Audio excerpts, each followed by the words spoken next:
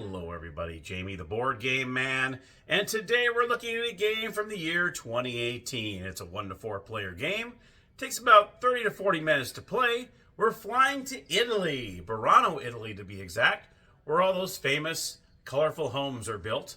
Well, this is what we're doing in this game, is we're building 3-story homes and businesses to gain points. Whoever has the most points after 5 homes are completed wins the game. And what are we looking at today? Well, we're looking at walking in Burano.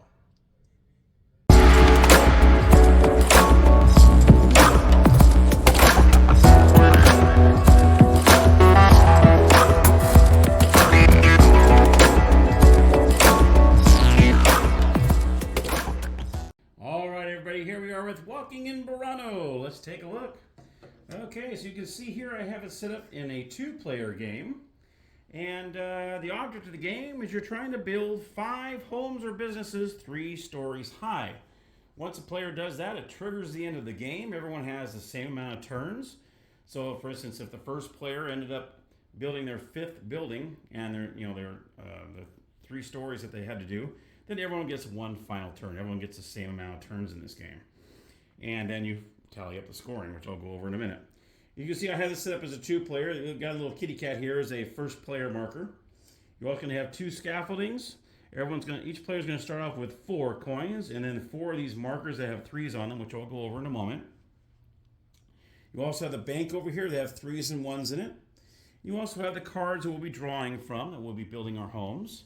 You also have 4 tourists that you're going to have down below, and then your inhabitants are over to the side as well. And that's how those are the characters that you'll be picking up when you complete a 3-story building, and those are the ones that give you points.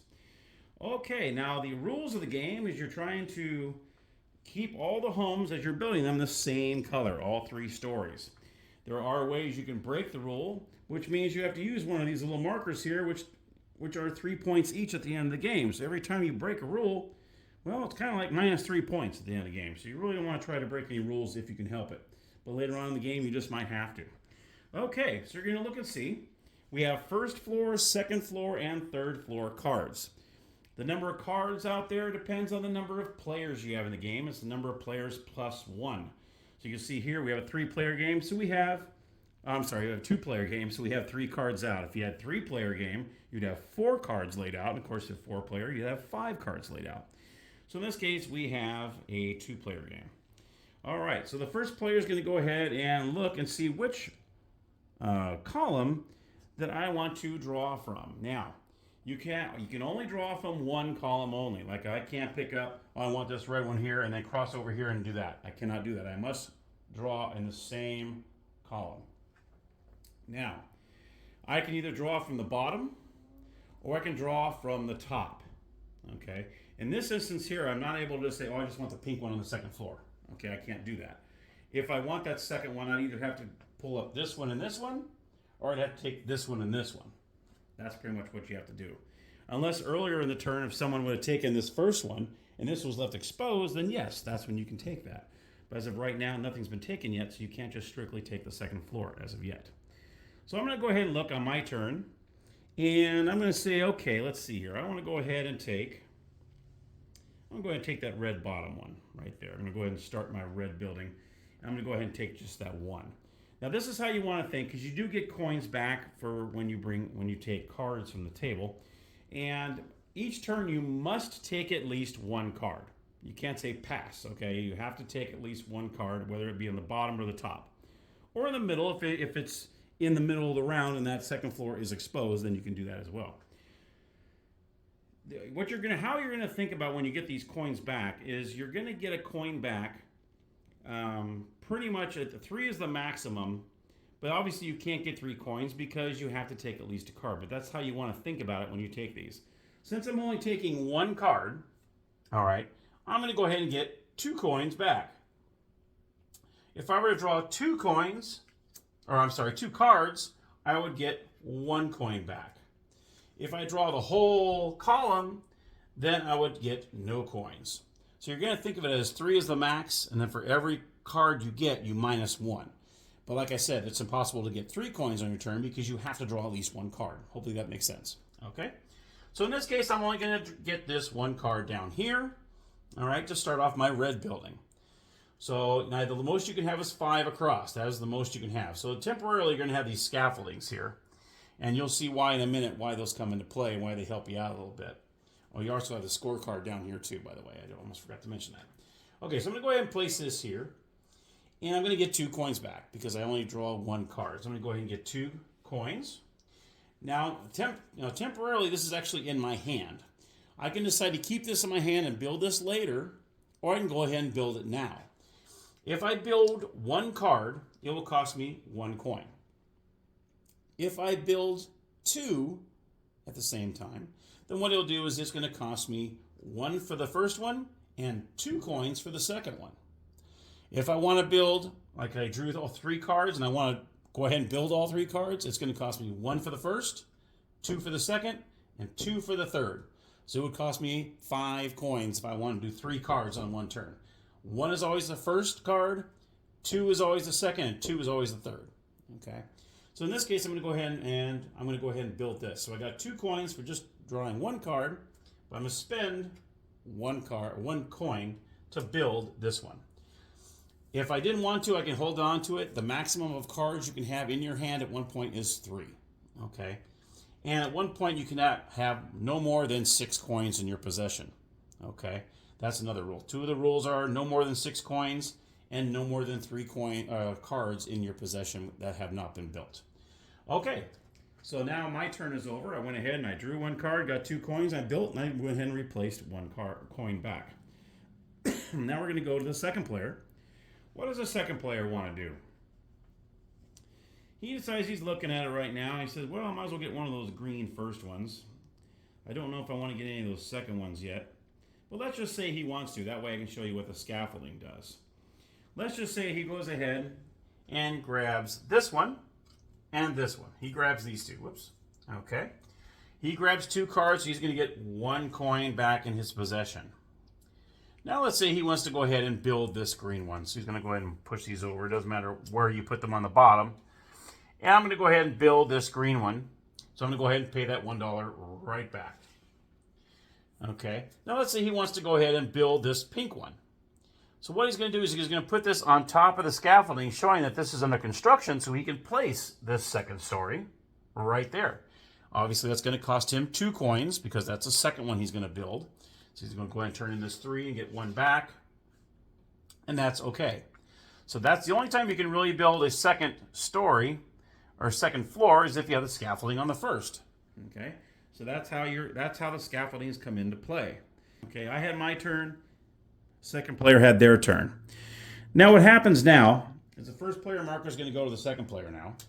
And this is a second player variant that happens here. This does not happen in a 3 or 4 player game. If it's a 3 or 4 player game, all the cards get pushed to the far right as far as possible. So in this case, this card will move over to the right. Okay. But in a 2-player variant, all the cards that are at the rightmost on every row gets taken out. Excuse me. So this gets taken out, this gets taken out, and this gets taken out. All the far right cards get taken out of the game. That is only a 2-player variant. In a 3-4 player game, that does not happen. They all get pushed to the right. So this gets pushed over, this gets pushed over, this gets pushed over. Okay? And then we're going to go ahead and replenish.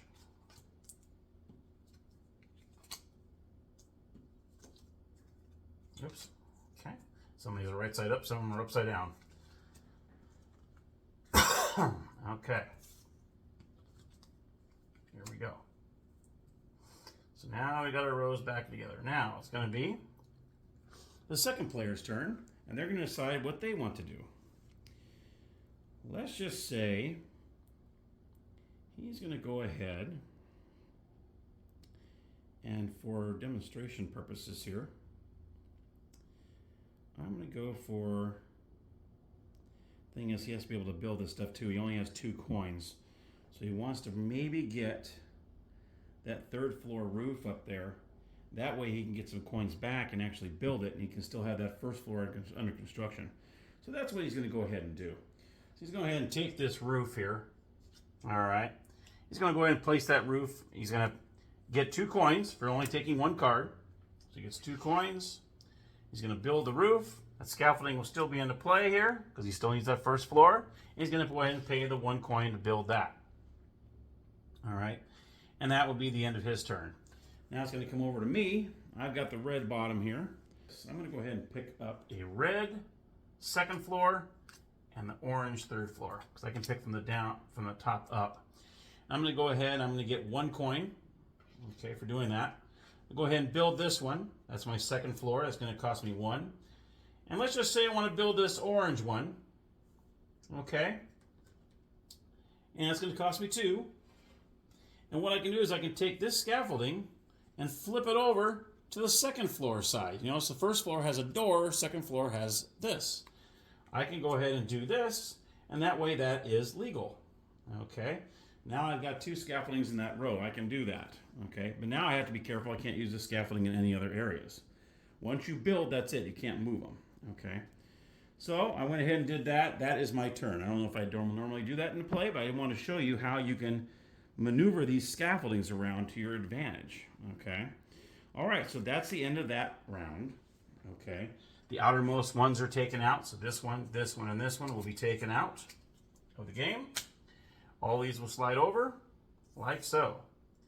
First player marker is going to go back to the first player, and we'll go ahead and redo these. Now I'm going to go ahead and show you what happens when you complete a building. Okay, these are the rooftops. I want to be able to show you how this works. So we're going to put a pink one there because obviously I think you know what I'm going to do here. Okay, so now it's my turn here. And I think I'm going to try to work on that, that orange building there. So I'm going to go ahead and take 1. I'm going to take this one here. I'll get 2 coins back for it. And I'm going to go ahead and build that first floor right here. So I'm only using that second floor scaffolding. I'm going to go ahead and pay that 1 coin back. Okay. And that is my turn right there. Okay. Now, obviously, this player here is going to go for that. Well, I'm sorry. It was the pink bottom. Okay. I already have a pink bottom anyway. So he's going to go ahead and build that pink first story. So he's going to take this one here. Okay. He goes ahead and takes this. And that is actually wrong. I don't know how that got like that. Hopefully I caught that. This is supposed to be like this or something. Ooh, I do that. That's actually a... How these rooftops get there? What the heck am I doing here? I thought that looked kind of funky. Okay, there we go. Okay, so he's going to buy this one here. So he's going to get 2 coins back for this. All right. And then he goes ahead and he's going to build this for 1. He's going to take that scaffolding out, put that over to the side, and now he has a completed building. He's going to pay that 1. And now he's got a completed building. Ta-da! This is when you get to choose your character. You can either choose a tourist or you can choose an inhabitant. Now how you're going to do that is the tourist gives you points for that column only. An inhabitant will give you points for a row, a complete row. All right. Sometimes it'll show us either the first row only, second row only, or third row only, or it might be the whole place. Okay? And there's certain things they're looking for on your buildings. So for instance, this tourist here, okay, you get 2 points for the tourist. Okay, so if you do choose a tourist, you do get 2 points at the end of the game. For every cat they see in this row, you get 3 points. So for instance, in this one here, you see there's a cat in the window here and a cat here. So you would actually get not only the 6 points for the 2 cats, because they're 3 points apiece, but you get the 2 points here. That would be 8 points. Okay. Let's look at somebody else here. This tourist probably wouldn't be good on this one because they like flowers. And if any kind of yellow and red flowers they see, you get 1 point. Well, I don't see any flowers here. So I'm not going to pick that tourist whatsoever. That tourist will not do me any good. This tourist here, they like green plants. And for every green plant, you get 1 point. Well, I don't see any green plants over here either. So I wouldn't pick that one. Now this one's a bunch of ones where for each one of these you get 2 points. If you have curtains, a cat. Oh, these are the chimneys here on the right-hand side. That one's 2 points. So that wouldn't be good for me either. So the best one for me to pick up is this tourist here. Unless I want to take a chance and maybe go for an inhabitant. The inhabitant, I don't know. I'm not sure if I want to do that yet because I haven't really done much of my my neighborhood yet. So I'm going to go ahead and go with this one. So I know for sure I'm going to get 6, and then 2 points for the tourist is 8. Once you get a tourist or inhabitant, they go below. Okay, they get placed below the street there. That way, at the end of the game, all your points are going to be on the bottom here. You're going to calculate them on the way. Okay, and see the way the arrow is up. So there's a little arrow there reminding you it's just this column only. Okay, and not the whole thing. Now on here, on the inhabitants, you see here, it will actually show you. Okay, here's the mayor here. He's just concerned about the bottom row and for the number of people. So for every person you have, every pedestrian that's in front of your first row here, you would get 1 point for. So let's just say I had picked the mayor. Now I'm not done with this first floor yet, but right now you have 1 person here and you have 3 people on this one. So that counts as 4 people, so I would get 4 points so far for having the mayor down here. Okay, so I would place the mayor there and I get 1 point for every pedestrian on my bottom floor. So I can do that as well. The thing is about the inhabitants, it doesn't matter what row they're under. It doesn't matter because it's the row that they're looking at, not the column. Okay, so you can put that. I can put that here. It doesn't matter. It's gonna be the whole row of the first floor. Okay, which the tourist does matter because it's for that column only. So it does matter on there. Okay, so that's the things you got to look out for when you finish the 3 stories. Okay, what do you want to do? You know. And that's when, that's when a little analysis paralysis might go on because you're going to be looking at all these going, okay, which one do I want? I have that many people. Okay, how many cats do I have? How many? So that might take a little extra time during that time when you're picking the tourists and inhabitants for your neighborhood. Okay. And in gist of it, that's pretty much how the game works. You're going to go back and forth here. Okay, until one person does 5 homes or businesses. Some of these are businesses. Sometimes you got a business owner here. This guy's a business owner, and he's looking at the first row. He's looking for all sorts of different things along the way that are in the windows, and these are businesses.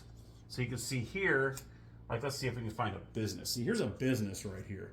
You got pizza, you got flowers, you got all sorts of stuff, and he might be looking for something like that. Like for instance here. See right here, he's looking for pizzas, and you get 5 points for every slice of pizza he sees out there. Okay. So that's kind of cool. You got Sundays. You got the little signs that you put out in front. You get 9 points for every sign that's out there. So that's what's cool about the shop owner is it really depends on what kind of, if you're doing a business or are you doing a house. And that's when these things come into play here. Okay. And when you get the businesses, you also get those 2 points at the end of the game as well. So you want to add up these little points up here as well if you choose these. Okay. You always want to look out for these. But you can see the other one. See, this one has one of the signs that we were talking about. You would get 9 points for that sign, okay? And you're paying attention to and it's very detailed. Here's one of the dress mannequins there, which was on his thing as well. You get 2 points for each one of those he sees, okay? So that's what kind of cool. It's very detailed in these cards. You got to really pay attention to what's in these cards and what inhabitant or what tourist they're looking for, okay? So it's very simple to learn the game, but there's a lot going on here. So you got to pay attention to each little thing. And like this one, I have 4 plants just on this first row. So obviously, I would probably pick this guy. This guy likes the green plants. So this guy I would probably put down here, or right here, and I would concentrate on the second floor. Maybe like, let's see. Of course, it's not the same color. But see, I got 2 more plants here. So I would definitely want to maybe try to put that there to get a couple more points. Okay, if I already have a tourist. Obviously, I won't have a tourist there now because, well, it's not finished. But after it's finished, I could probably choose him to go, boom. If I can have him in mind, and then once I do that, I'm okay, that's the one I want. Okay, that's when you're drawing these cards, you're looking and seeing, okay, what do I want? And which guy am I looking for? Which girl am I looking for? Which character am I looking for? And what is their specialty? What are they really looking for? And how do I get the most maximum points I can get for each building?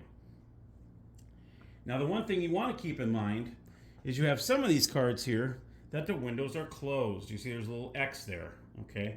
If you have the most of these X's, okay, like at the end of the game, you're going to count how many people have closed windows. You actually get minus points for every single closed window you have. Lose points for closed windows. Check all your floor cards. The player who has the most closed windows loses points equal to the number of closed windows the player has. Ouch. So if you have the most and you have 5 closed windows and you have the most, that's minus 5 points. So you want to make sure that, you know, you try to keep those at a minimum as well. All right, and you do have these little player aids that kind of help you out. They kind of show you, kind of help you, okay, this is how many, you know, this is how many points for what each thing, you know, and this and that. And then, of course, there's the characters back here, too.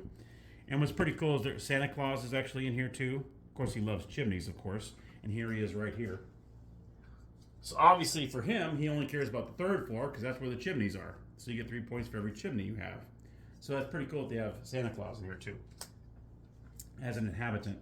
But each player does get one of these, and they can kind of cheat and kind of look and go, okay, well, not really cheating, but you're kind of looking, going, okay, this is what I want to look at. This is what I want to look at. Okay, I understand that now. Okay, good. And that, my friends, is Walking in Burano. So let's head on down up to the game room, and I'll give you my final thoughts. All right, so my final thoughts on Walking in Burano. This is an enjoyable game. It really is. I love card drafting. That's one of my favorite things to do. And what's great, though, is you have to have all of them the same color. It can't be next to each other either. No, you can't have the adjacent color the same. But you're eyeballing these, and I like that they all shift over. And once you know, each player takes their cards, whatever they decide to do, they all shift over. And at that point, you're like, oh my gosh, okay. Now, these two yellows are in line now. Maybe I should go after those two, but then someone else might do the same thing. Now, in the two-player variant that I showed you downstairs, the outermost cards are actually removed from the game. Where in a 3 to 4 player game, those cards stay there. They just get moved over to the right. So there's a big difference between a 2-player game and then a 3 to 4 player game, as those cards are no longer there. At least the cards on the far right, where in the regular game, it just shifts over. So that's something you kind of have to keep in mind with, too, depending on the player count that you have in this game.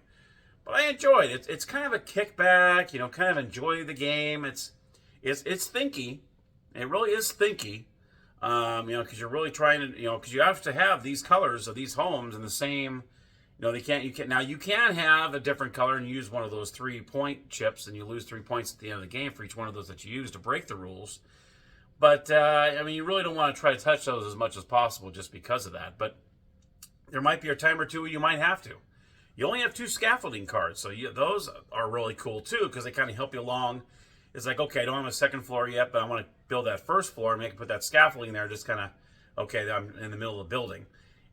Or maybe you might have the second and third floor, and then you need the first floor still, so use that scaffolding card there to kind of save you a little bit, and hopefully that color comes up on the first floor for you. So there's a lot going on in this game. It's one of those games that it's easy to teach. This is what you do. This is how you do it. But there's a lot going on in the game, and that's what I like about Emperor S4 games. They're mostly like that. A little small box, pretty deceiving, but a lot of punch inside a small. Like they say, good things come in small packages. This is what this is. Well, that's my review on Walking in Burano. I hope you enjoyed the episode. Let me know what you think of it. And thank you so much for watching. I always appreciate your support. And as always, happy gaming.